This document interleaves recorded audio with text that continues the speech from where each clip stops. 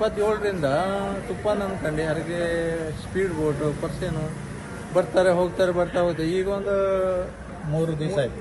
3 ದಿವಸ ಆಯ್ತು. ಈಗ ಒಂದು 20-25 ಬೋಟ್ ಮಲ್ಪೆ ಬೋಟ್ ಎಲ್ಲ ಬಂದ, ಎಲ್ಲ ಸಿಕ್ಕಾಪಟ್ಟೆ ರಫ್ ಉಂಟು, ಇಲ್ಲಿ ಹೋಗ್ಲಿಕ್ಕೆ ಆಗುದಿಲ್ಲ. ನೀವು ಯಾವ ಮತ್ತೆ ವಾಪಸ್ ಮೀನುಗಾರಿಕೆಗೆ ಏನಾದ್ರು ಮಾಹಿತಿ ಇದೆಯಾ, ಸೂಚನೆ ಏನು ಬಂದಿದೆಯಾ? ನಮಗೆ 5ನೇ ತಾರೀಕು ನಂತರ ಸೂಚನೆ ಅದೇ. ಅಷ್ಟವರೆಗೆ ನೀವು ಒಳಗೆ 5ನೇ ತಾರೀಕು ನಂತರ ನಮಗೆ ಅಷ್ಟವರೆಗೆ ನಾವು ಒಳಗೆ ಇರುವುದಾಯ್ತು. ಒಳಗೆ ನೀವು ಎಷ್ಟು ದಿವಸದಿಂದ ಒಳಗಿದ್ರಿ? ನಾವೀಗಿದ್ದು 5 ದಿವಸ ಆಯ್ತು.